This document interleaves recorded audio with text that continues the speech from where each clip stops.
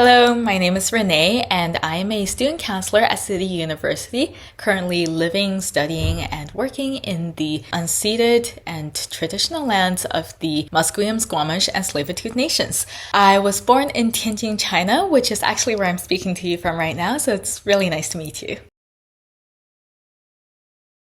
I got into counseling for a variety of different reasons, but I think at the core of it is that interest in the really human story. I've always been really interested in what I guess makes a person, their life experiences, their cultural background, their personalities, just all the things that makes someone who they are. That's always been really interesting to me. Besides that, I've also been in a really corporate field prior to counseling, and that was kind of disguised as a creative outlet, and what really struck me there was just how little care was put into people. Everyone was kind of treated like they're disposable, which I really didn't like. So when I took a step back and considered what I valued in a job and like what I wanted to do in life, I came to counseling. What really surprises me is you do always learn something new from every person that comes in, being such a people's job, and what you get from each person individually is always a surprise, which is so special, honestly, getting to hold every person's individual experience. I think there's always something new to be learned, and that's always its own surprise. It's a really expansive field, and there's always something to learn, which I find is so cool, and it shouldn't surprise me at this point, but it always does. I think to start with, by the time somebody reaches out for counseling, they have already worked through in their mind that I think I need change. I am ready for change, and I am ready to reach out for help. And I don't think it's stated enough how big of a step that is. If you're in that mindset, it's already a big indicator that it should work for you. I also just think in our current society model, it's so highly individualized, right? So there's no real sense of community when somebody's struggling. So I feel like having somebody that's there for you unconditionally to support you and help you facilitate change is so powerful. I do believe at the core of it, everyone does have it within themselves to do what's best for them, since you know your life better than I ever would. I do like to see myself as more of a supporting person to just help you in achieving your goals, however that might look. And I think there's something really powerful about being able to choose for yourself.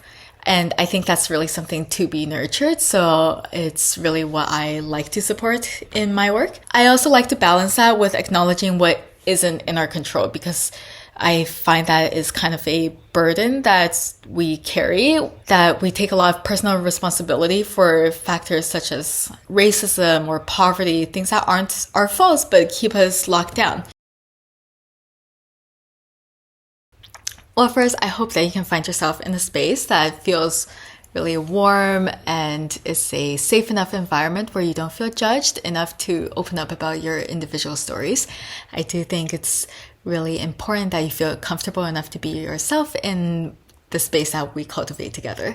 I like to be collaborative in my approach. So we'll work together towards your goals, and we'll hopefully find some joy along the way. I do think that's really important in therapy. There's such a stereotype about how you have to let out the difficult feelings, but part of it is refinding joy and ways to exist in this chaotic world. My communication approach is usually quite direct, but I don't like to be directive. So I do like to point out the things that I observe or think in a situation, but I do let you come to your own conclusions, because at the end of the day, you know your life the best, and that information is yours to do with as you please. I hope that I can always give you something to think about in our sessions, and hopefully you can feel that somebody was in your corner, because I think that's something that's so important in this chaotic society we live in, just feeling like you've been supported at the end of the day. And hopefully we can work together to build a sense of connection that is so important to the core of counseling. Anti-oppression to me is looking at the systems that we're surrounded by and really identifying what is broken or not working and challenging it. I feel that society and therapy as we know it has a lot of onus on the individual to improve and really fit into what society expects without really accounting for I guess, the systems that may be in place to keep somebody from improving. I think it doesn't really account for what resources a person has, what community they have, really anything that they have access to achieve the Western definition of what success means. I think being able to question that is, and always keeping those questions at the forefront of your mind, is part of anti-oppressive work. I feel like, especially as a Chinese Asian woman living in a Western society, it's really important for me to keep challenging it, because I feel like the community I'm a part of is always being held as this model minority. I often feel it's really important to be conscious of this dynamic and keep questioning it. And for me, that's an example of being anti-oppressive, and it's something that is quite important to me. I think what informs my understanding first and foremost is my own lived experiences, especially culturally. I'm a 1.5 gen immigrant, meaning I was born in China, but then I grew up in so-called Canada. So, those are two completely different cultures that each taught a different set of values that were completely different. I'm really aware that there's no one way to live and there's no one culture for any person. I'm really approach the cultural piece from a place of understanding and curiosity.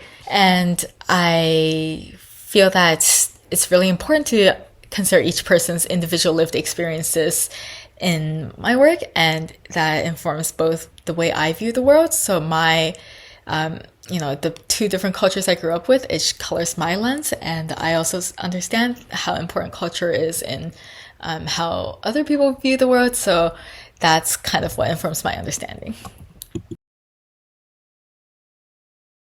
I would say the first session is just getting to know each other, seeing if my methods and my approach, my energy, just anything works for you, seeing if the vibes are a match.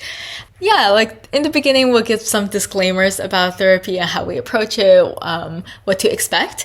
Getting to know each other a little bit, well, mostly me getting to know you since you know me from this. Yeah, getting some preliminary information. We'll start to unpack what you came in for. But I would say the first session is mostly just to figure out what works for each other, or if I'm what you need right now. And I am Renee, and I'm really excited to work with you soon.